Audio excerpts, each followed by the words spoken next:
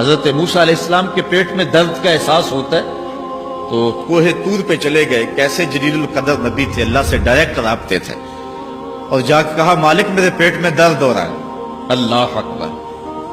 گھر کے نجی معاملے بھی رب سے ڈسکس کرتے تھے, اور کوئی جو ہے وہ ایسی چیز ہوتی وہ بھی رب سے ہی عرض کرتے تھے.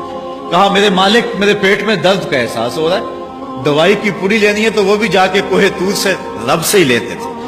تو اللہ تعالیٰ فرمایا فلان جنگل میں چلے جاؤ, وہاں اس شکل کے پتوں کی ایک بوٹی ہے, اس کو توڑو نچوڑو, اس کا پانی پیو, تمہیں شفا مل جائے گی.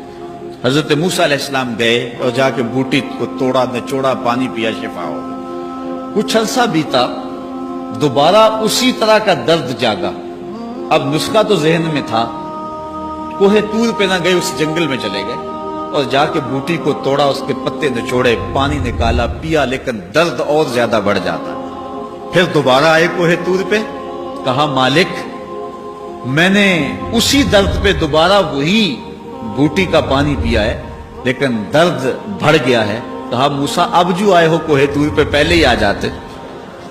تو عرض کی مالک بوٹی بھی وہی اور درد بھی وہی. فرمایا سب کچھ وہی ہے, لیکن پہلے میرا حکم تھا, اب میرا حکم ساتھ شامل نہیں تھا. شفا بوٹے میں نہیں رکھی, شفا تو میرے حکم میں رکھی ہوئی. اس لیے ڈاکٹر کے پاس جاؤ, حکیم کے پاس جاؤ, لیکن شفا اللہ سے مانگو, کہ شفا ہمیں دینے والا وہ ہے. وہ ایک وسیلہ ہے, ایک ظاہر